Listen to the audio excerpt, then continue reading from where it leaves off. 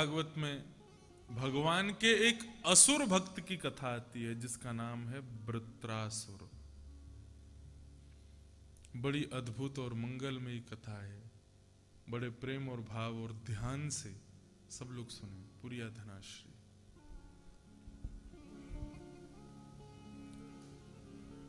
एक बार स्वर्ग में वाच का कोई कार्यक्रम हो रहा था और समस्त देवता बैठ कर के आनंद निमग्न बिल्कुल मसनद पर ऐसे तकिया लगा के बैठ के सब अप्सराओं का नृत्य देख रहे थे। और इतने में ही गुरु बृहस्पति का स्वर्ग में आगमन हो गया।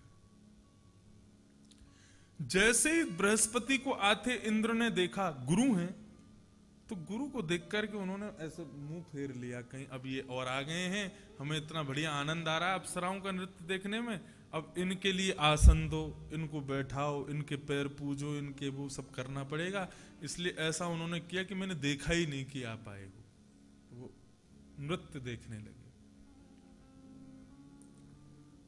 इंद्र के द्वारा इस अमर्यादित कृत्य को देख करके बृहस्पति समझ गए और वे समझ गए शायद अब देवताओं को मेरी जरूरत नहीं है।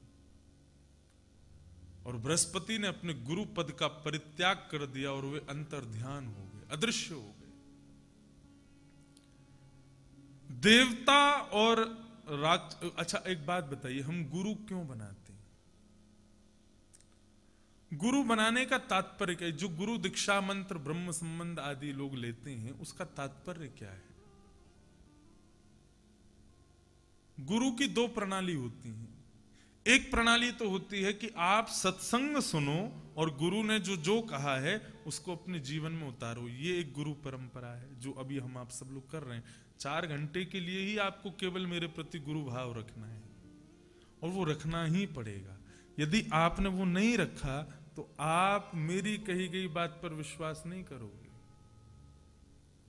एक बालक समझ करके ये तो यश के बराबर का ही तो है, वो इतना ही बड़ा है, उसमें क्या अंतर है, तो बात को आप अमर्यादित समझ करके नहीं स्वीकार करोगे।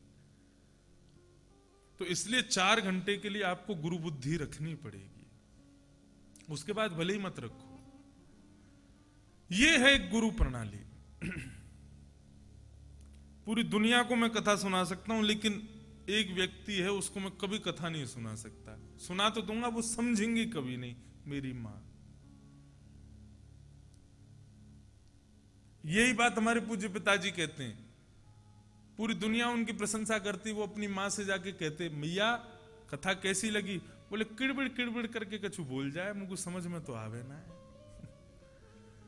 मां के हृदय में पुत्र के प्रति गुरु भाव नहीं हो सकता, इसलिए मां नहीं समझेगी पुत्र की बात, उसके अंदर वात्सल्य ही होगा। और जब वात्सल्यता होती है तो वात्सल्य जिसके प्रति होता है उसके अतिशय ज्ञान को मां स्वीकार नहीं करती। जिस प्रकार यशोदा कभी कृष्ण के वैभव को, ऐश्वर्य को यशोदा ने स्वीकार नहीं किया।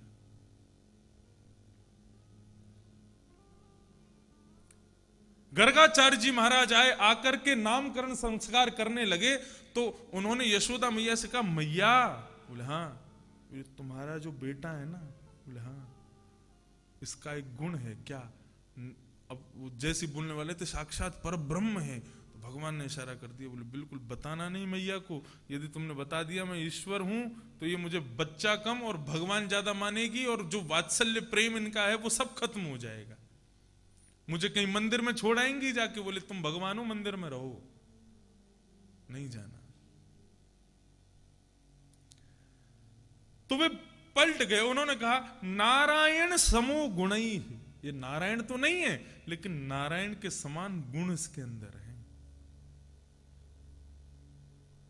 तो यशोदा मैया ने कन्हैया का कान पकड़ लिया, गोद में बैठे हुए कन्हैया का, बोले नारायण होगा दुनिया के लिए, मेरे लिए तो मेरा बेटा है।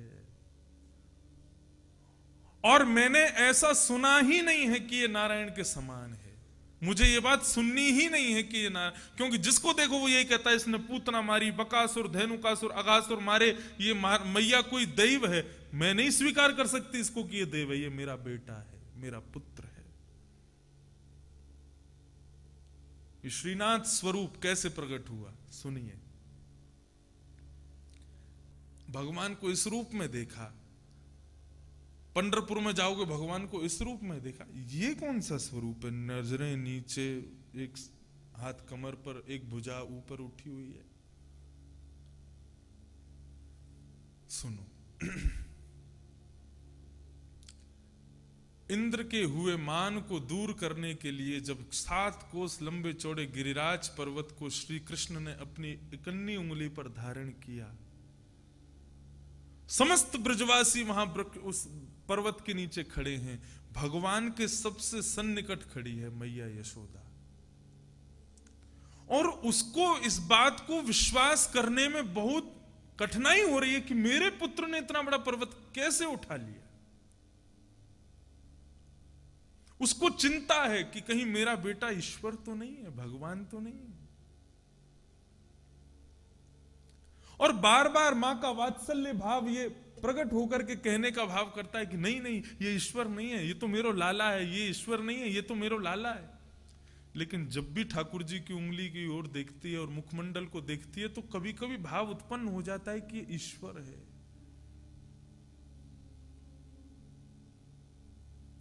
मैया यशोदा चिंतित है। कभी ईश्वर, कभी बाल गोपाल, कभी ईश्वर, कभी बाल गोपाल। 7 दिन 7 रात्रि पर्यंत 2 लोग थे जो बिल्कुल नहीं सोए, एक योगेश्वर कृष्ण, दूसरी मां यशोदा। भगवान के मुखमंडल को देखती है बार बार और विचार करती है मेरा बालक कहीं ईश्वर तो नहीं। 7 दिन बाद जब गिरिराज पर्वत पुनः विराजमान हो गए तो मैया यशोदा लौट करके घर आई, और जैसे ही 7 दिन बाद जब थकी हारी यशोदा मैया ने नेत्र बंद किए तो वही स्वरूप दिखाई देता है। बार बार आंखों को धोती है, मुझे नहीं देखना ये स्वरूप जिसमें मेरे पुत्र में ब्रह्मत्व का दर्शन होता हो। लेकिन वो स्वरूप इतना सुंदर है कि उस स्वरूप की विस्मृति नहीं हो पाती। भगवान ब्रजमंडल छोड़ करके चले गए। सुनिएगा सावधानी से, भगवान प्रस्थान कर गए। कृष्ण विरह में यशोदा मैया रोज रोती है, और एक समय ऐसा आया कि मां के नेत्रों की ज्योति चली गई, उनको दिखना बंद हो गया।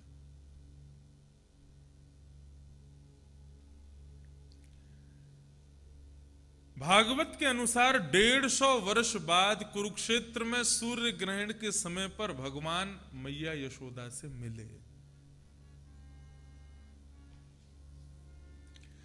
माता यशोदा जब आई है तो भगवान ने अपने समस्त पत्नियों से, अपने समस्त बालकों से यशोदा को मिलवाया,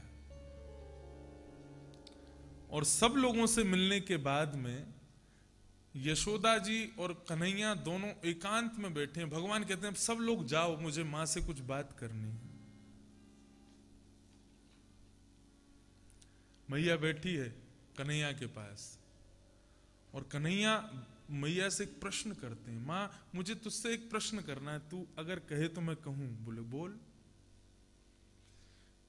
मैं गैया चरावे जायो करतो, यदि आवे में मुकु एक क्षण भी विलंब है जातो, तो तू पूरे ब्रजमंडल में हाहाकार मचा देती, मेरो कन्हैया कहां गयो, कहां गयो, कहां गयो।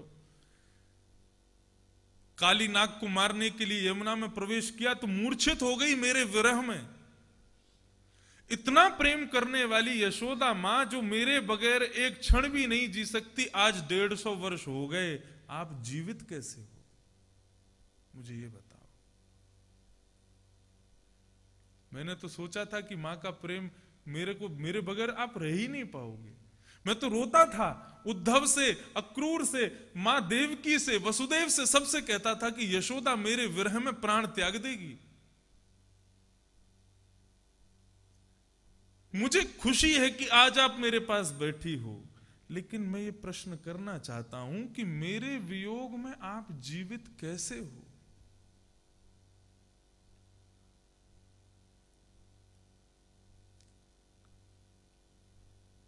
तब यशोदा जी कन्हैया से कहती हैं, कृष्ण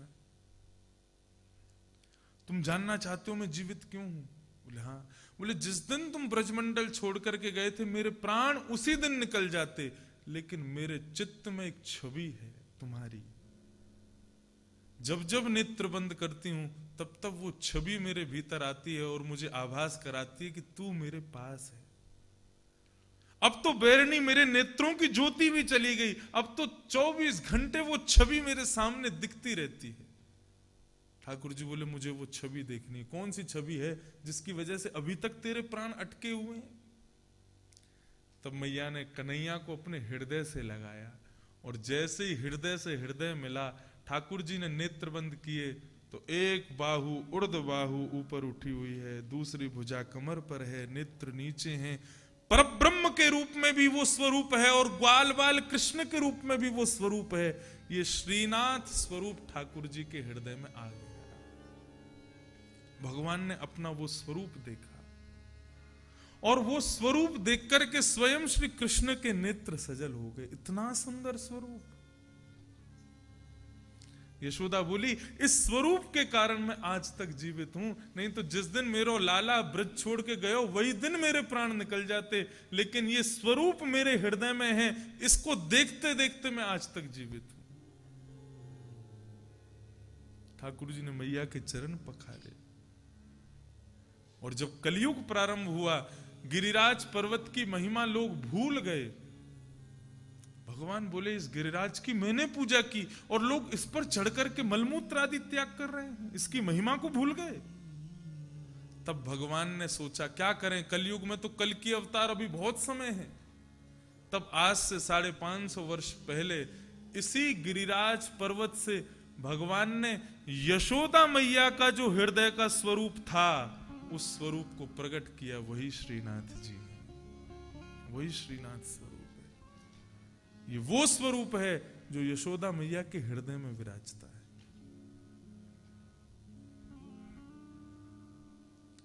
आज भी श्रीनाथ जी की सेवा में जो सेवा करता है,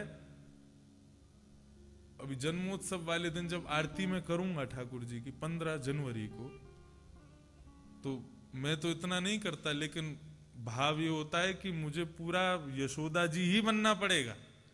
जब तक फिर भी नाथक द्वार में इतना तो हो ही गया था, मुझे चुनरी उनरी पहना दी थी वहां के लोगों ने, बोले कि आप नहीं पहनोगे तो आज ठाकुर जी पूजा स्वीकार नहीं करेंगे।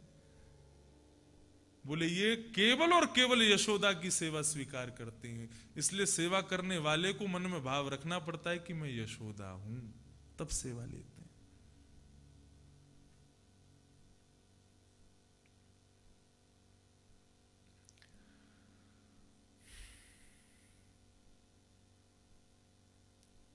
तो श्री बृहस्पति ने देवताओं की गुरु पदवी का परित्याग कर दिया।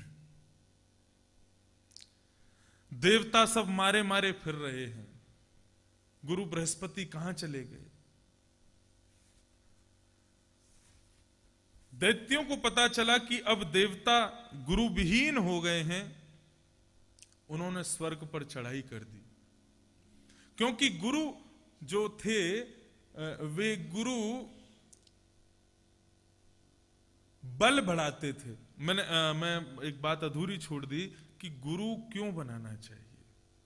तो गुरु की 2 प्रणाली में बता रहा था। एक प्रणाली तो ये है कि मैं जो कहूं आप उसको सुनो, सुन करके जीवन में उतारो। और एक प्रणाली क्या होती है कि आप किसी के पास जाकर के गुरु मंत्र ले लो, गुरु मंत्र लेने के बाद किसी को दीक्षा लेकर के किसी को गुरु बना दो। अब क्या होगा?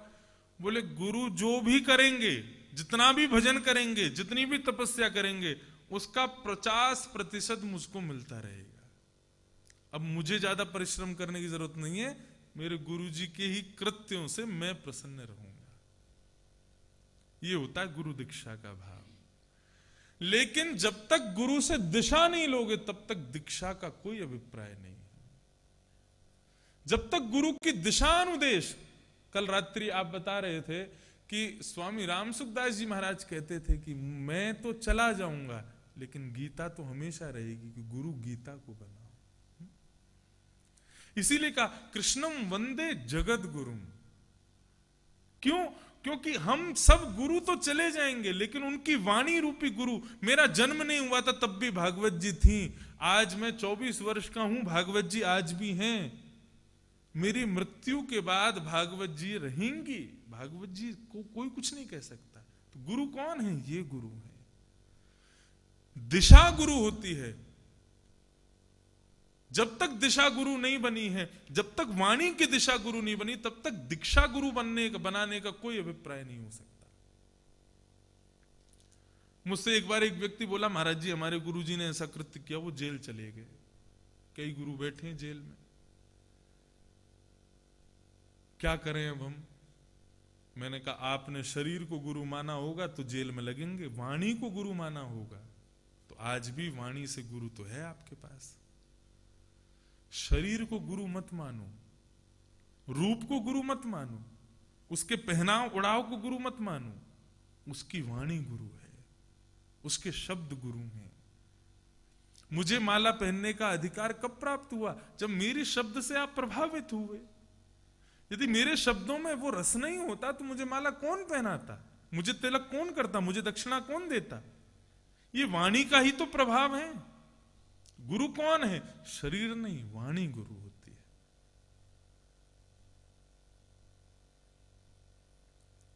परित्याग कर दिया बृहस्पति ने तो देवता दौड़े दौड़े गए ब्रह्मा जी के पास। ब्रह्मा जी से जाकर के कहा कि प्रभु हमारे गुरु बताओ, हमारे गुरु जी अदृश्य हो गए, क्या करें? तब ब्रह्मा जी बोले तुम लोगों के कृत्य ऐसे हैं कि कोई गुरु टिकेगा ही नहीं। तब उन्होंने कहा बृहस्पति तो मिलेंगे नहीं, तुम देवताओं में से एक देवता है, उनका नाम है त्वष्टा। त्वष्टा के जो पुत्र हैं उनका नाम है विश्वरूप, उनको गुरु बना लो। विश्वरूप को देवताओं ने गुरु बनाया। बहुत ध्यान से सुनना, बड़ी अच्छी कथा है, बहुत कुछ मिलेगा इसमें। विश्वरूप को गुरु बनाया। विश्वरूप के पिता जो हैं वो देवता हैं, लेकिन मां जो है वो दैत्यों की बहन है। मतलब इनके मामा कौन है? सारे राक्षस दैत्य इनके मामा हैं। विश्वरूप मतलब देवताओं के गुरु के मामा हैं राक्षस। देवताओं के शत्रु गुरु जी के मामा हैं, ये समझ लो। तो अब ये क्या करते हैं? रोज यज्ञ करते हैं, हवन करते हैं। इन्होंने नारायण कवच बनाया विश्वरूप ने। मानव को ये नारायण कवच याद कर लेना चाहिए। मेरे नाना जी ने सबसे पहले मुझको नारायण कवच याद करवाया। मैं जल्दी ही लगा हुआ हूं कि नारायण कवच गा करके उसको प्रस्तुत करूं YouTube के माध्यम से, ताकि लोग उसको याद कर सकें। नारायण कवच का यह भाव है कि जो नारायण कवच का रोज पाठ करता है, पाठ करते ही शंख चक्र गदा पद्मधारी नारायण भगवान उसके चारों दिशाओं पे खड़े होकर रक्षा करते हैं। ये नारायण कवच का प्रभाव है। ओम हरिर्वदध्यान मम सर्वरक्षाम नष्टांग्रि पद्म पदगेन्द्र पृष्ठे दरारि चरमां सिगदेषु चाप पाशान्धदानुष्टु गुणुष्टु बाहु जलेषु मां रक्षतु मत्समूर्ति यादो गणेभ्यो वरुणस्य पाशात् स्थलेषु माया वटुवामनो व्यात्र विक्रम के वतुवेश्वरूप। ये नारायण कवच।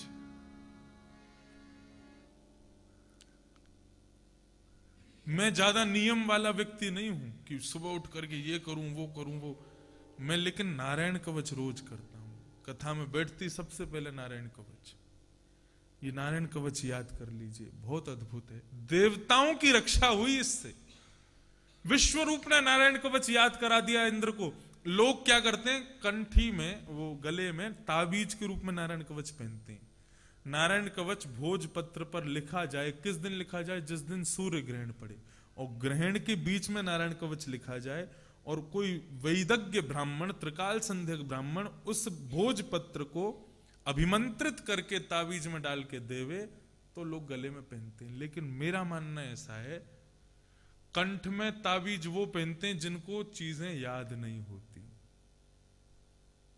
लेकिन यदि आप इसी नारायण कवच को कंठ स्थित कर लोगे, कंठस्थ कर लोगे, तो आपको ताबीज पहनने की जरूरत नहीं है। तो इसलिए इसको याद कर लो, बहुत अद्भुत है।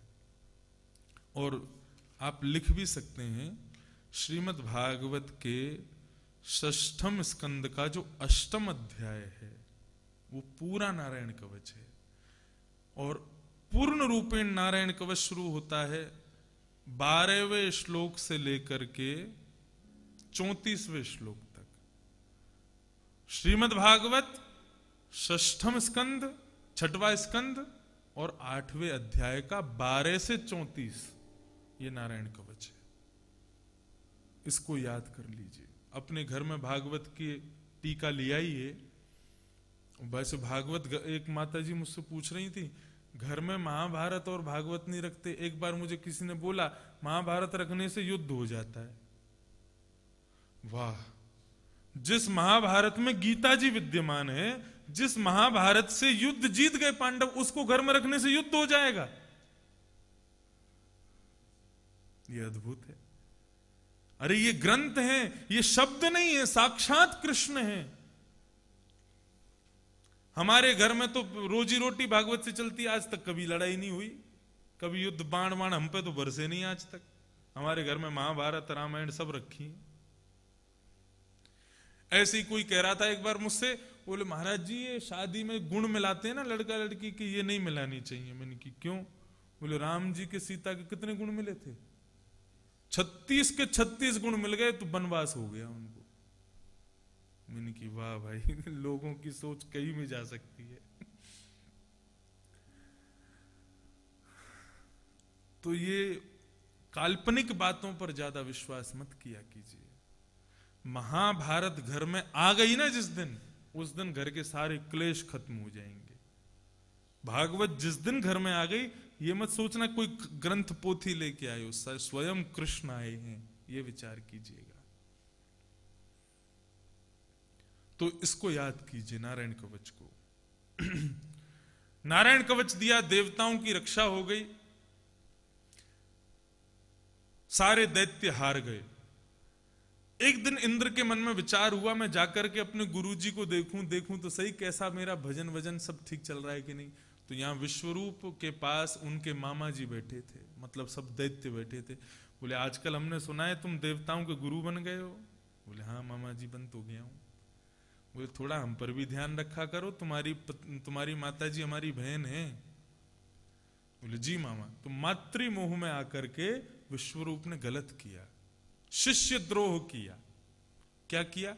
बोले हवन करते थे, सूर्याय नमः, चंद्रमाय नमः, वरुणाय नमः, और बीच बीच में बोले रावणाय नमः, कुंभकर्णाय नमः, राहु केतवाय नमः। राक्षसों का बल भी बढ़ाने लगे। तो ऐसे में इंद्र पहुंच गया देखने के लिए गुरुजी क्या कर रहे हैं, प्रणाम करके आऊं। तभी उन्होंने देखा अरे गुरुजी तो गलत कर रहे हैं, देवताओं का भी बल बढ़ा रहे हैं, राक्षसों का भी बल बढ़ा रहे हैं। तो इंद्र ने अपना तलवार वज्र निकाल करके अपने गुरु का सर धड़ से अलग कर दिया। और जैसे विश्वरूप मारे गए, ब्रह्म हत्या का दोष लग गया किसको? इंद्र को। अब इंद्र स्वर्ग का राजा नहीं बन सकता। और जैसे ही स्वर्ग राजविहीन हुई, दैत्यों ने चढ़ाई कर दी और स्वर्ग के राजा बन गए। इंद्र मारा मारा फिर रहा है, कहां जाऊं, कैसे जाऊं। तब ब्रह्मा जी के पास गया। ब्रह्मा जी ने कहा कि कोई 4 लोग यदि अपने ऊपर तुम्हारी ब्रह्मत्या को ले लेंगे तो तुम ब्रह्मत्या से बच जाओगे और स्वर्ग का पुनः राज्य करोगे। तो 4 लोग जो सामने आए जिन्होंने ब्रह्मत्या ग्रहण की, कौन कौन है? पृथ्वी, वृक्ष, स्त्री और जल। इन 4 लोगों ने ब्रह्म हत्या को अपने ऊपर धारण कर लिया। पृथ्वी ने धारण किया तो पृथ्वी का जहां कहीं भी रक्त वर्ण आपको दिखाई देता है, लाल मिट्टी, वो ब्रह्म हत्या का दोष है। और इन 4 को इंद्र ने वरदान भी दिया कि तुम मेरा दोष अपने ऊपर ले रहे हो, मैं तुमको वरदान भी दूंगा। तो पृथ्वी को इंद्र ने वरदान दिया कि तुमने मेरी ब्रह्मत्या को स्वीकार किया, मैं तुम्हें वरदान देता हूं कि तुम्हारे भीतर कभी गड्ढा रह नहीं पाएगा। कोई गड्ढा करेगा तो कुछ दिन में तुम अपने आप भर जाओगी। ये पृथ्वी को वरदान मिला। दूसरा दोष ग्रहण किया वृक्ष ने। तो वृक्ष तोड़ने पर जो वृक्ष में से सफेद कभी कभी दुग्ध जैसा निकलता है या गोंद निकलती है या कुछ भी निकलता है वृक्ष से, कुछ पदार्थ चिपकीला जैसा, वो ब्रह्म हत्या का दोष है। और वृक्ष को इंद्र ने वरदान दिया कि तुमको कोई काट देगा तो तुम पुनः उगाओगे, तुम्हारा नाश कभी नहीं होगा। ये वृक्ष को वरदान। तीसरी है स्त्री, जो रजस्वला माह दोष है वो ब्रह्म हत्या का दोष है। इसी कारण मंदिर में वर्ज्य है उनका जाना। इंद्र ने प्रसन्न होकर के स्त्रियों को गुण प्रदान किया, बोले आप किसी को भी अपने वश में कर सकती हैं, ये वशीकरण की शक्ति मैं आपको देता हूं। और चौथा ब्रह्म हत्या का दोष ग्रहण किया जल ने। तो जल में जो फैन सफेद झाग उत्पन्न होता है, कहीं कहीं जल में, समुद्र में भी होता है, वो ब्रह्म हत्या का दोष है। और समुद्र को वरदान दिया इंद्र ने, जल को वरदान दिया इंद्र ने कि आप किसी के भी स्वरूप में मिलकर के उसके अनुरूप हो जाओगे, कभी बिगाड़ोगे नहीं। अगर कोई इस प्रकार के पात्र में भी आपको डालेगा तो आप उसी प्रकार के हो जाओगे। अगर आपको सब्जी में कोई डालेगा तो आप उसी प्रकार के हो जाओगे। आप जहां जाओगे उसी प्रकार का रूप आप धारण कर लोगे, आप किसी के रूप को बिगाड़ोगे नहीं कभी। ये वरदान जल को मिला।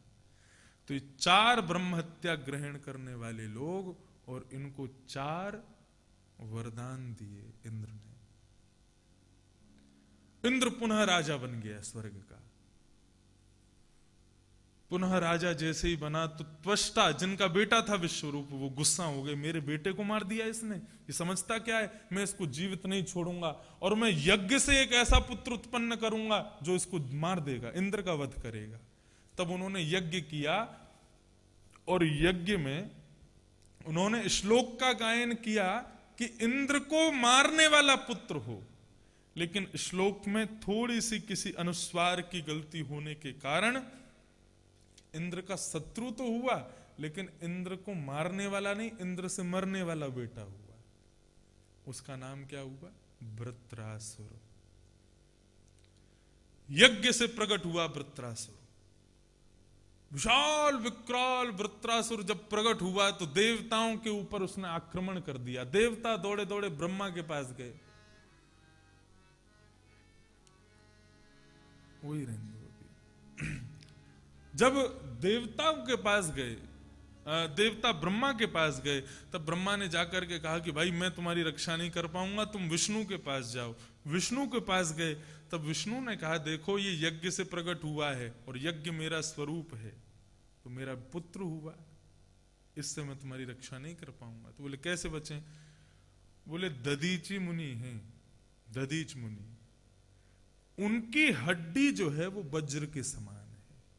यदि वे अपनी हड्डी तुमको दे देंगे तो उस हड्डी के प्रहार से ये राक्षस मर जाएगा, जाओ। और दधीच मुनि तपस्या कर रहे थे, देवता खड़े हो गए सामने। बोले क्या चाहिए? बोले आपकी हड्डी चाहिए। बोले हड्डी मतलब मैं मर जाऊं, हड्डी दे दूं अपनी? दे दीजिए, हम देवता बच जाएंगे आप अगर अपनी हड्डी दे दोगे तो। दधीच मुनि को भगवान ने बड़ी कृपा की, उन्होंने देवताओं की भलाई के लिए अपने प्राणों का परित्याग करके अपने समस्त अंग की हड्डियां उनको प्रदान कर दी।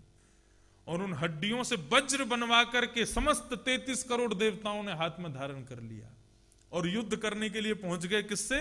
वृत्रासुर से। एक तरफ वृत्रासुर असुरों की सेना लेकर के खड़ा है और सामने 33 करोड़ देवता हाथ में वज्र लेकर के खड़े हैं मारने के लिए वृत्रासुर को। देवताओं के हाथों के वज्रों को देख करके सारे दैत्य वहां से भाग गए।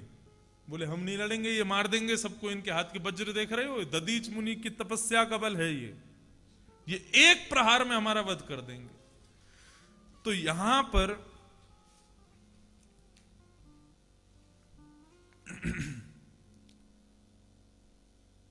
वृत्रासुर ने दैत्यों को समझाया, बोले डर क्यों रहे हो, यदि यहां मारे गए तो भी तुमको मुक्ति मिल जाएगी। दो प्रकार के लोगों को सहज मुक्ति मिलती है, ये वृत्रासुर समझा रहा है दैत्यों को।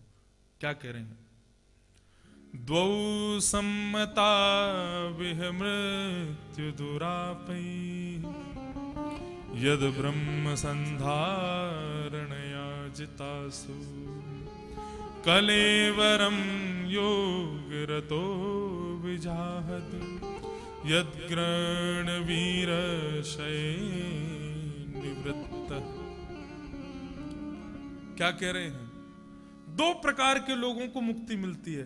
पहले वो जो भगवत स्मृति करते हुए मृत्यु को प्राप्त होते हैं, और दूसरे वो जो अपने राज्य अपने देश के हित में अपने प्राणों को गवा देते हैं। ये कौन कह रहा है? वृत्रासुर कह रहा है। अपनी देश की रक्षा, अपने कुल की रक्षा, अपनी प्रजा की रक्षा के लिए जो लोग प्राण गवा देते हैं उनको मुक्ति मिलती है। अरे तुम मेरे साथ मारे भी गए तो डर क्यों रहे हो? मुक्ति तो मिलेगी ना। लेकिन राक्षस नहीं माने, भाग गए वहां से, अकेला वृत्रासुर। अब सुनिएगा, बड़ा सुंदर प्रसंग है। सामने देवता खड़े हैं 33 करोड़ मारने के लिए, और इधर पक्ष में अकेला वृत्रासुर खड़ा है। इंद्र को देखता है वृत्रासुर, और वृत्रासुर कहता है, अरे इंद्र, तेरा वध तो मेरे हाथों होना चाहिए, क्योंकि तूने मेरे भाई को मारा, तूने अपने गुरु को मारा, गुरुद्रोही है, और तूने एक ब्राह्मण को मारा, तू ब्रह्म हत्यारा है। लेकिन मैं क्या करूं, तेरे पास में नारायण कवच जो है उसके कारण मैं तेरे को मार नहीं सकता, लेकिन हां तेरे हाथों मर करके तुझसे पहले भगवान को प्राप्त करूंगा। और इंद्र के सामने रणभूमि में खड़े होकर के युद्ध करने से पहले वृत्रासुर ने भगवान की स्तुति गाई। ये स्तुति सुनने योग्य है। श्रीमद् वल्लभाचार्य जी महाराज ने अपनी पुष्टि संप्रदाय के पुष्टि के प्रवर्तक श्रीमद् वल्लभाचार्य जी ने इन श्लोकों को ही पुष्टि बताया। बोले पुष्टि मार्ग मुझे इनसे प्राप्त हुआ। बहुत सावधानी से सुनिएगा। अहम हरे तब पादै कमूल दासानुदासो भवतास्मि भूय मनस्मरेता सुपतेर्गुणांस्ते गृणीत वाक् कर्म करो तुकाय। रणभूमि में खड़ा है, मृत्यु सामने खड़ी है, और वृत्रासुर स्तुति गा रहा है। भगवान प्रकट हो गए आकाश में, और वृत्रासुर भगवान को देख करके कह रहा है, अहम हरे तब पादैक मूल दासानुदासो भवतास्मि भूयः मनस्मरेता सुपतेर गुणांस्ते गृणीत वाक् कर्म करो तुकाय। हे प्रभु, मैं आपसे कुछ मांगना चाहता हूं। भगवान बोले मांगो। बोले मुझे आपके चरण नहीं चाहिए। बोले क्या चाहिए फिर? बोले दासानुदासो भवतास्मि भूयः, आपके चरणों के जो दास हैं, उन दासों के चरणों के जो दास हैं, उनके चरणों का मुझे दास बना दो, ऐसी कृपा मुझ पर कर दो। भगवान बोले वाह भले आदमी, तुझ जैसा भक्त हमने पहली बार देखा। हमसे कह रहा हमारे शिष्य नहीं बनना, हमारे दास नहीं, उनके भी दास, उनके भी दास का दास बनेगा। क्यों? बोले मैंने देखा है। क्या देखा है? बोले कि जब गजेंद्र ने आपको पुकारा, जिसका मुंह एक मगरमच्छ ने अपने मुख में दबा रखा था, आपने आकर के क्या किया? आपके चरणों का दास कौन था? गजेंद्र। और उसके चरणों को मुंह में लेकर के बैठा था वो ग्राह मगरमच्छ। आपने आकर के सुदर्शन चक्र से सबसे पहले उद्धार उस ग्राह का किया, गजेंद्र का बाद में किया। तो मुझे ये बात समझ में आ गई कि आपका दास बनेंगे तो उद्धार लेट होगा, आपके दासों के दास बनेंगे तो उद्धार जल्दी हो जाएगा। भगवान बोले बड़े चतुर हो। बोले कि इसमें चतुराई का दूसरा भाव भी है। क्या? पिता अपने पुत्र से बहुत प्रेम करता है। भगवान का और वृत्रासुर का संवाद चल रहा है। पिता और पुत्र का प्रेम बहुत, पिता अपने पुत्र से बहुत प्रेम करता है, लेकिन प्रभु जब पुत्र का भी पुत्र हो जाता है ना, तो पिता अपने नाती से ज्यादा प्रेम करता है। पुत्र से प्रेम कम हो जाता है, पुत्र के पुत्र से प्रेम ज्यादा होता है। इसलिए प्रभु मैं आपका दास नहीं बनूंगा तो किसका बनूंगा? बोले आपके जो दास होंगे उनका मैं दास बनूंगा। ये मुझ पर कृपा कर दो, ताकि आप जब जब मैं आपके पास आऊं मुझे देख करके प्रसन्न हो जाए। अरे क्या कहें, नाती को देख करके दादा बहुत खुश होता है, लेकिन नाती के भी जब बेटा होता है तो दादा सोने की सिड्डी चढ़ता है खुशी के मारे, इतना खुश होता है। कई परिवारों में ऐसा होता है कि दादाजी जो है वो अपना परपोता भी देख लेते हैं। जहां पर बच्चों की जल्दी शादी हो जाती है वहां पे ऐसा होता है।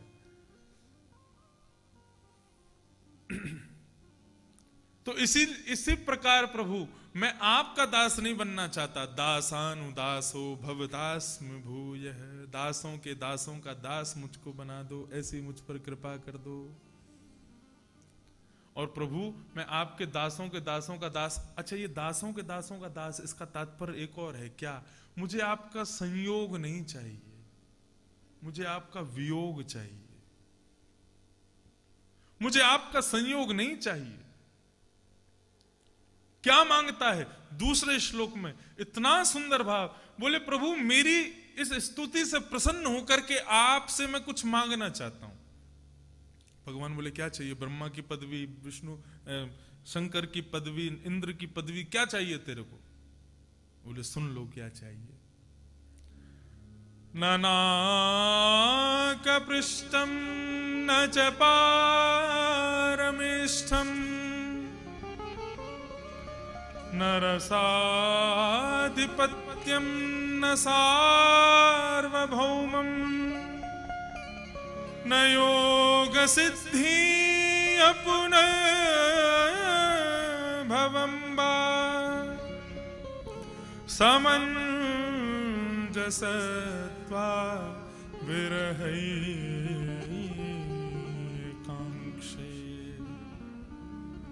ना मुझे इंद्र की पदवी चाहिए, ना मुझे पृथ्वी का राजा बनना है, ना मुझे नरक का स्वामी बनना है। मुझे कुछ भी नहीं चाहिए। भगवान बोले क्या चाहिए फिर?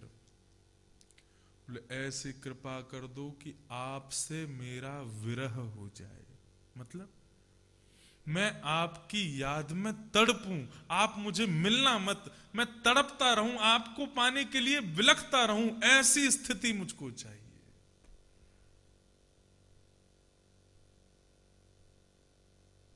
आपसे मिलने में वो प्रेम नहीं है, आपसे मिलने में वो आनंद नहीं है जो आपके मिलने की इच्छा में जो आनंद है।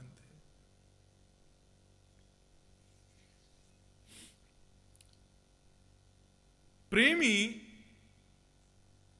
अपनी प्रियतमा से मिलने की इच्छा रखे तो जब इच्छा रखता है उस स्थिति में उसका प्रेम जो होता है वो सात्विक होता है। मिलने के बाद प्रेम सात्विक नहीं रहता। मुझे आपसे मिलना नहीं है, आपके मैं ऐसा कहता हूं संयोग में श्री राधा रमन लाल सामने होते हैं, लेकिन वियोग में रोम रोम में विराजमान होते हैं। कथा संयोग नहीं है, कथा वियोग है। मेरी कथा में एक बार पूज्य श्री मुरारी बापू आए, उन्होंने एक शायरी बोली कथा में। कभी तो अब वो उर्दू भाषा थी, मुझे समझ नहीं आया, लेकिन वो शब्द ऐसे ही थे। कभी तो वज्न मार देता है, कभी तो हिज्र मार देता है, कभी तो तेरा संयोग हमें मार देता है, कभी तेरा वियोग हमें मार देता है, और कुछ भी नहीं तो तेरा जिक्र हमें मार देता है। कभी तो तुमसे मिलके मर जाते हैं, कभी तुम्हारे वियोग में मर जाते हैं, और कुछ नहीं तो तुम्हारा कोई नाम ही बोल दे तो वो नाम सुन के ही हम दीवाने हो जाते हैं। वही स्थिति मांग रहा है वृत्रासुर भगवान से कि मेरी ऐसी स्थिति हो जाए कि मैं आपको कभी देख ना पाऊं और आपको देखने की इच्छा में सदैव तड़पता रहूं। व्यक्ति जब तक धनवान नहीं होता तब तक धनवान बनने की इच्छाएं उसके मन में लगी रहती हैं, और उसमें जो परिश्रम वो करता है वो समय जो होता है वो उसका गोल्डन टाइम होता है। जिस दिन धनवान हो जाता है उस दिन करने को कुछ है ही नहीं, अब तो धन आ गया, अब क्या करूं। लेकिन जब धनवान बनने की इच्छा रखता है तब वो कैसी कैसी स्थितियां उसने सही है, कैसे कैसे समय से वो निकला है, वो समय उसके लिए ज्यादा यादगार बन जाता है। प्रेमी से मिलने में वो आनंद नहीं है, प्रेमी को याद करके उसकी याद में तड़पने में वो आनंद है।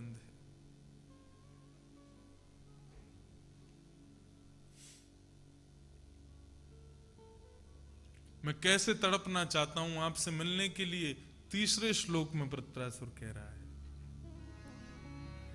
कि अजात पक्ष इव मातरम खगा स्तन्यम यथा वत्सतराच्छुधार्था प्रियम प्रियैव व्युषिणं विषन्ना मनोरविन्दाक्षदीक्षते त्वाम्। जिस प्रकार प्रभु अजात पक्षी जिसके अभी पंख नहीं निकले, वो अपने घोंसले में बैठा बैठा इंतजार करता है कब मेरी माँ आएगी, कब मुझको दाना खिलाएगी, कब मेरी भूख मिटाएगी। तो जिस प्रकार वो छोटा सा पक्षी अपनी माँ की प्रतीक्षा करता है, वो प्रतीक्षा का जो समय है वैसे मैं आपसे मिलने के लिए तड़पना चाहता हूं। भगवान बोले जब उस अजात पक्षी के पंख निकल आते हैं ना तो सबसे पहले अपनी माँ को छोड़ के भाग जाता है वो। तू भी ऐसा ही करेगा? सॉरी, दूसरी बात सुन लो। दूसरा क्या है? बोले स्तन्यम यथा वत्सतराच्छुधार्था। जिस प्रकार गाय के वन में चरते जाते समय उसका बछड़ा वो उछलता रहता है, कूदता रहता है, कब मेरी माँ आएगी, कब मेरी माँ आएगी, कब मैं उसका स्तनपान करूंगा, कब मैं उसके थन में मुख लगाऊंगा। तो जैसे ही माँ आती है तो माँ को देख करके इतना उतावला हो जाता है, माँ के आते ही स्तन का दूध पीता नहीं, मारता है वो स्तन में, मुख मारता है कि तू कहां गई थी मुझको छोड़ के। तो जिस प्रकार वो बछड़ा तड़पता है अपनी माँ से मिलने के लिए, मैं तड़पना चाहता हूं। भगवान बोले उसके दांत निकल आते हैं तो उन्हीं थनों को काट जाता है वो, और बड़ा होते ही अपनी माँ का स्तन पीना छोड़ देता है। तू भी ऐसे ही करेगा, जब मेरा बहुत रस मिल जाएगा तू भी मुझे छोड़ देगा। तो कहता अच्छा सॉरी, तीसरी बात सुन लो। तो तीसरा क्या है तेरे पास? बोले प्रियम प्रियैव व्युषिणं विषन्ना। प्रियतम के विवाह के पश्चात विदेश जाने पर उसकी प्रियतमा दिन रात चिंतन करती है, मेरे प्रियतम कब आएंगे, मेरे प्रियतम कब आएंगे, मेरे प्रियतम कब आएंगे।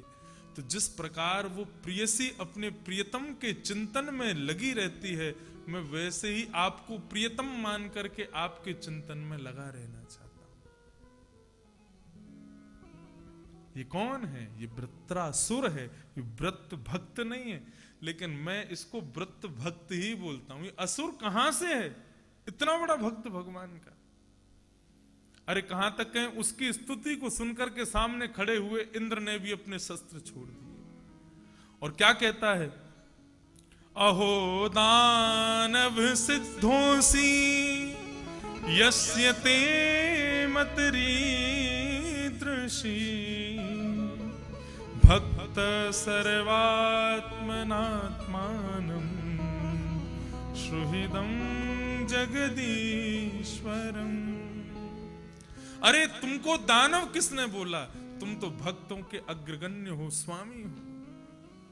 हम भगवान की प्रेम रूपी बिंदु को बस चाखते हैं, तुम तो उस प्रेम रूपी सरोवर में गोते लगा रहे हो। लेकिन फिर भी वृत्रासुर ने युद्ध किया, 100 साल तक इंद्र के साथ युद्ध किया। इंद्र ने अपने वज्र का प्रहार किया और 100 वर्ष तक वृत्रासुर के गले को छेदता रहा। 100 वर्ष बाद भगवत प्राप्ति हुई, भगवत अनुभव हुआ, वृत्रासुर का सर धड़ से अलग हो गया, एक दिव्य ज्योति प्रकट हुई और आकाश में जाकर के श्री राधा रमन लाल के चरणों में विलीन हो गई। यह है वृत्रासुर, एक भक्त वृत्त भगवान का।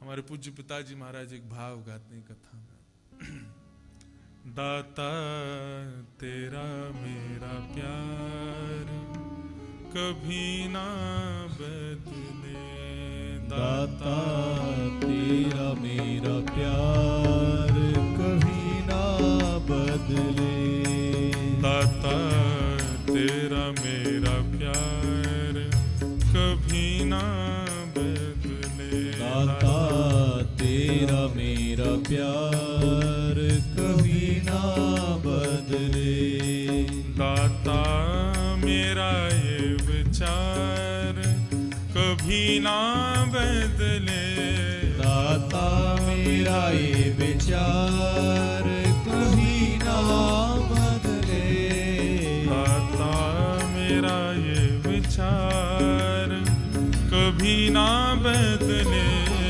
दाता मेरा ये विचार कभी ना बदले, दाता तेरा मेरा प्यार कभी ना बदले, दाता तेरा मेरा प्यार कभी ना बदले। हृदय में जिस स्वरूप को देख कर के आपको अति प्रसन्नता होती है, वृत्रासुर के गाए गए उन भावों को उस स्वरूप पर स्मरण करते हुए इस भाव को गाओ। श्री राधा रमन लाल, श्री बांके बिहारी लाल, श्री जगन्नाथ भगवान, श्री गिरधर लाल, श्रीनाथ जी, जिस स्वरूप में आपका प्रेम हो उसके प्रति हमारा वृत्रासुर जैसा प्रेम बने, उस भाव को चिंतन करते हुए गाइए।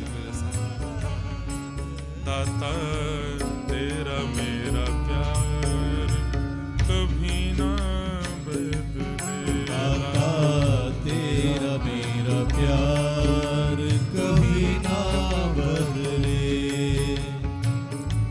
द्वार तेरे पे आता रहूं मैं, चरणों में शीश झुकाता रहूं मैं, द्वार तेरे पे आता रहूं मैं, चरणों में शीश झुकाता रहूं मैं, द्वार तेरे पे आता रहूं मैं, चरणों में शीश झुकाता रहूं मैं, द्वार तेरे पे आता रहूं मैं, चरणों में शीश झुकाता रहूं मैं, मेरा यह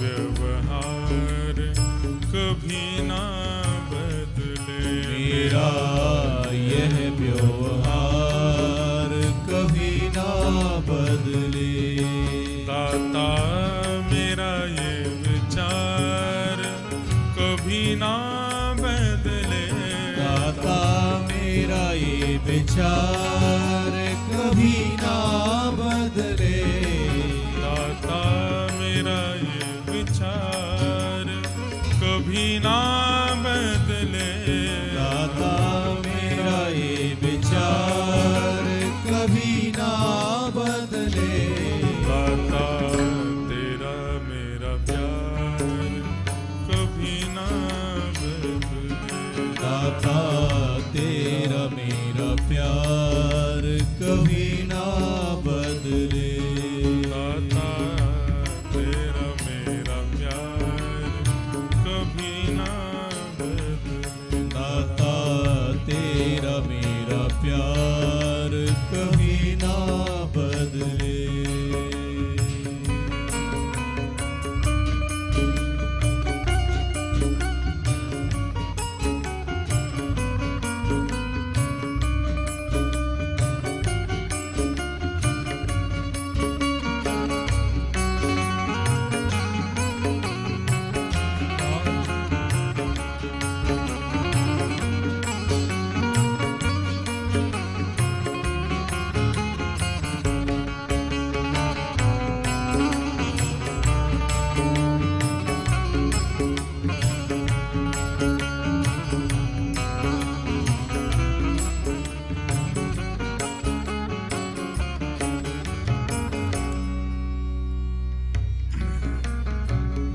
सत्संग तेरा छोड़ूं कभी ना, मुख भी तुमसे मोड़ूं कभी ना। सत्संग तेरा छोड़ूं कभी ना, मुख भी तुझसे मोड़ूं कभी ना। सत्संग तेरा छोड़ूं कभी ना, मुख भी तुझसे मोड़ूं कभी ना। सत्संग तेरा छोड़ूं कभी ना, मुख भी तुझसे मोड़ूं कभी ना। चाहे सारा संसार भले ही बदले, चाहे सारा संसार भले ही बदले, चाहे सारा संसार भले ही बदले, चाहे सारा संसार भले ही बदले। दाता मेरा ये विचार कभी ना बदले, दाता मेरा ये विचार कभी ना बदले, दाता मेरा ये विचार कभी ना बदले, दाता मेरा ये विचार कभी ना बदले। दाता तेरा मेरा प्यार कभी ना बदले, तेरा मेरा प्यार कभी ना बदले, दाता तेरा मेरा प्यार कभी ना बदले, दाता तेरा मेरा प्यार कभी ना बदले, दाता मेरा ये व्यवहार कभी ना बदले, दाता मेरा ये व्यवहार कभी ना बदले, दाता तेरा मेरा प्यार कभी ना बदले, दाता तेरा मेरा प्यार कभी ना बदले, ये कभी ना बदले, कभी ना बदले, ये कभी ना बदले, कभी ना बदले, ये कभी ना बदले। ये कभी ना बदले। ऐसे भक्त हुए श्री वृत्रासुर, जिन्होंने विरह भाव की उस पराकाष्ठा उस चरम स्थिति की स्थापना की, जो ब्रज की गोपांगनाओं की है। प्रेम किसे कहते हैं? तत् सुखे सुखित्वम। नारद भक्ति सूत्र में श्री नारद जी महाराज कहते हैं, प्रेम किसे कहते हैं? जिसमें हमारा प्रेमी खुश, उसमें हम खुश। ये है तत् सुखे सुखित्वम यथा ब्रज गोपिका नाम, जैसा ब्रज की गोपियों का है। गोपियां चाहें तो दिन में 20 बार मथुरा जाके कृष्ण से मिलके आ सकती हैं, जब कृष्ण छोड़ करके गए ब्रज को, लेकिन गोपियां नहीं जाती। बोले हमारा प्रेम कैसा है? बोले जिसमें हमारा प्रेमी खुश। प्रेमी यदि मथुरा में खुश है तो हम उसमें प्रसन्न हैं। लेकिन आजकल प्रेम की परिभाषा अलग है। जिसमें हम खुश हैं उसमें तुम खुश रहो, जिसमें हमको अच्छा लगता है तुम वैसे रहो। ये प्रेम नहीं है। ये प्यार हो सकता है, ये लव हो सकता है, लेकिन विशुद्ध प्रेम ये कहता है प्रेमी जिसमें खुश उसमें हम खुश।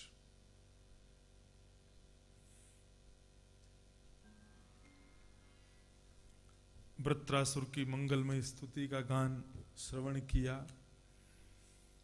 और आगे श्रीमद् भागवत में वृत्रासुर के पूर्व जन्म की कथा बताई। एक चित्रकेतु नाम का राजा था वृत्रासुर। असुर क्यों बना? परीक्षित ने प्रश्न किया, इतना बड़ा भगवान का भक्त तो फिर ये असुर कैसे बन गया? तब बताया कि पहले ये चित्रकेतु नाम का राजा था, इसकी कोई संतान नहीं थी। संत कृपा से एक पुत्र की प्राप्ति हुई तो इसकी अन्य पत्नियों ने देखा कि अब बड़ी पत्नी से ज्यादा प्रेम करते हैं राजा, तो उसको जहर दे के मार दिया बालक को। उस बालक के शव को 1 महीने तक अपनी छाती से लगा के रखा चित्रकेतु राजा ने। सड़ गया, गंध आने लगी, लेकिन ममत्व इतना ज्यादा बालक के प्रति। तब एक संत ने आकर के कहा, तुम किस लिए इसको अपने हृदय से लगा के बैठे हो? बोले मेरा पुत्र है। बोले रुक जा, तेरे पुत्र को भी जीवित करता हूं। तो पुत्र की आत्मा को प्रकट किया। तो उसने कहा, तुम अपने पिता को इतना कष्ट क्यों दे रहे हो? तब आत्मा ने कहा, कौन पिता? बोले ये तुम्हारे पिता चित्रकेतु। तब आत्मा ने एक दृश्य दिखाया। बोले कि हम लोग गत एक युग में ना जाने मैं इनका कितनी बार पिता बना हूं, ये मेरे कितनी बार पुत्र बने हैं। तो इस नाते से देखेंगे तो मैं भी तो इनका पिता हूं, मुझे भी तो क्यों होना चाहिए। आत्मा मुक्त है, शुद्ध है, वो उसको कोई बांध नहीं सकता। नारद जी, इस जन्म में मैं इनका पुत्र बना, लेकिन इनकी पत्नियों ने मुझे मार दिया। तो शरीर मरा, मैं तो आत्मा हूं, मैं इनका हूं ही नहीं, ना ये मेरे हैं। शरीर शरीर का संबंध होता है, जब तक जीवित हैं तब तक संबंध है, मरने के बाद में कोई संबंध नहीं है उनका। ऐसा जब अपने पुत्र की आत्मा से श्रवण किया तो चित्रकेतु को वैराग्य हो गया, अपने राज्यपाद छोड़ करके जाने लगा। तब नारद जी से बोला, मैं क्या करूं? तब नारद जी ने उसको कहा कि देखो, तुम्हारे अंदर जो मोह है उसके कारण भगवान का सीधा दर्शन तुमको नहीं होगा। तो कैसे करूं? बोले शेषनाग, उनकी याचना करो। तब इन्होंने शेषनाग की स्तुति की। तब शेषनाग प्रकट हुए, उन्होंने कहा कि चित्रकेतु रूप छोड़ो। तब इनको एक गंधर्व का रूप मिला। ये एक देवता बन गए, एक वेद पाठी देवता बन गए, विद्याधर नाम के गंधर्व बन गए देवताओं के यहां। इनका काम था क्या? विचरण करते हुए देवताओं को वेद आदि का अध्ययन कराना। एक बार हिमालय में विचरण करते आए तो यहां इन्होंने क्या देखा? शंकर जी ज्ञान उपदेश कर रहे हैं, सामने कपिल भगवान बैठे हैं, ब्रह्मा जी बैठे हैं, नारद जी बैठे हैं, बड़े बड़े वेदज्ञ ऋषि बैठे हैं, और शंकर जी प्रवचन कर रहे हैं और गोद में पार्वती जी बैठी हैं। तो शंकर जी के इस दृश्य को देख करके ये चित्रकेतु जो विद्याधर नाम का गंधर्व बन गया, इसके मन में आया राम राम राम राम। प्रवचन कर रहे हैं तब भी इतनी कामुकता सिर पर सवार है, पत्नी को यहीं लेकर के बैठे हैं। जब ये भाव रखा शंकर जी के प्रति, तो शंकर जी तो मुस्कुरा के, भाई इसको भी पता नहीं है कि हम कौन हैं। पार्वती जी को क्रोध आया, उन्होंने इसको शाप दे दिया। बोले राक्षसों जैसी दृष्टि है तेरी, पुजारी नहीं है, शिकारी है तेरी दृष्टि। अरे तो देवादिदेव महादेव शंकर जिन्होंने काम को भस्म कर दिया, उनके ऊपर संदेह कर रहा है। इतने बड़े बड़े ऋषि बैठे हैं, बैठ करके प्रवचन सुन रहे हैं, उनके हृदय में कोई भावना उत्पन्न नहीं, तेरे हृदय में हो गई। तू देव योग्य बनने योग्य नहीं है, तू राक्षस बन जा। लेकिन श्लोक में वत्स शब्द कहा, हे वत्स, बालक। तो वत्स शब्द कहने से अभिप्राय ये हुआ कि वो भगवान का भक्त रूपी राक्षस हुआ। क्रोधोपि देवेन वरेण तुल्यम, केवल ये बात समझ लीजिए, माता पिता गुरुजनों का क्रोध भी वरदान होता है। उसमें कोई ना कोई गुण छुपा होता है, कोई ना कोई वरदान छुपा होता है। इसलिए यदि माता पिता गुस्सा नहीं करते तो बच्चों को जानबूझ के ऐसा कुछ करना चाहिए कि वो गुस्सा दें, करें, थोड़ी गाली गलौज करें, मारें पीटें, चप्पल फेंकें मारें, उसमें वरदान है। ये शास्त्र आज्ञा है, क्रोधोपि देवेन वरेण तुल्यम। बड़े लोगों का गुस्सा वरदान के समान होता है। तो चित्रकेतु राजा इस प्रकार वृत्रासुर बने। और आगे सप्तम स्कंद में भगवान के एक अति प्रिय भक्त प्रहलाद का चरित्र बताया गया। श्री प्रहलाद जी महाराज भगवान के भक्त कैसे बने, वो पूरी कथा हम लोग कल 9 बजे से सुनेंगे। कल कथा का विश्राम दिवस है। 8 दिवसीय कथा कल यहां विराम लेगी और फिर जितनी कथा रह जाएगी उसको करने के लिए हम दोबारा आएंगे। फिर कभी जब समय मिलेगा तब गंगा जी के तट पर होमवर्क अधूरा छोड़ के इसलिए जाएंगे ताकि पूरा करने के लिए गंगा जी फिर बुलावें। ऐसी कृपा बने, हमारे भैया परिवार को गंगा जी बल प्रदान करें और मुझे समय प्रदान करें, आप सबको सुविधा प्रदान करें। ऐसे सुंदर वातावरण, ऐसे सुंदर आश्रम, ऐसे सुंदर स्थान पर मन भरा नहीं है अभी। तो मन का भाव यही है कि अधूरा छोड़ के जाएंगे तो फिर पूरा करने के लिए गंगा जी फिर बुलाएंगी, बोले पूरा तो करके जाओ जो छोड़ के गए। तो आप सब लोग कल कथा जहां तक हो वहां पर लिख लेना, इसके आगे की कथा दोबारा होगी। तो कभी ऐसा योग बनेगा तो पूरी कथा फिर जो बच जाएगी उसको पूरा करने हम आएंगे। बाकी देखिए, भागवत जी अगाध सागर है। मैं बद्रीनाथ में कथा कर रहा था, 8वां दिन था कथा का, और भागवत के अच्छे विद्वान श्री रमेश भाई ओझा जी कथा में पधारे। तो वे कथा में आए तो मुझसे बोले, बेटा कथा कहां तक पहुंच गई? मैंने कहा महाराज जी अभी कथा में सुखदेव जी का आगमन नहीं हुआ है। मतलब परीक्षित को शाप भी नहीं लगा था। 7 दिन की कथा में इतना विस्तार से वहां कथा कही। तब वे उन्होंने एक बात कही, पहले तो मुस्कुराए, फिर बोले भागवत के एक श्लोक पर संपूर्ण 100 वर्ष का जीवन भी न्योछावर कर दिया जाए तो उसकी व्याख्या नहीं कर पाओगे। इतना अगाध सागर है भागवत। यहां पर मैं कई बार खुद को रोक करके प्रसंग बढ़ने का प्रयास करता हूं कि कुछ तो आगे तक पहुंचूं। नहीं तो अगर मैं एक ही श्लोक पर यदि मेरा मन कर जावे और भाव आ जावे, एक ही प्रसंग पर 7 दिन कथा भी हो सकती है। इतना अगाध है भागवत में। तो आज कथा का सेकंड लास्ट डे, कल 8वां दिवस है। कल कथा विश्राम होगी। प्रहलाद चरित्र से हम प्रारंभ करेंगे। आप सब लोग समय से कथा में आ जाएं। कल फिर कथा पूरी करके सब लोग अपने अपने घर को प्रस्थान करेंगे, ऋषिकेश को प्रणाम करेंगे, गंगा मैया से प्रार्थना करेंगे, हमसे कोई अपराध हुआ हो तो क्षमा करें मैया, और पुनः हम लोगों को आमंत्रित करें गंगा जी। ऐसी प्रार्थना करके हम लोग यहाँ से प्रस्थान करेंगे। बोल बाल कृष्ण लाल की जय। जय श्री राम। नमः पार्वती पतये हर हर महादेव। भागवत जी की आरती सब लोग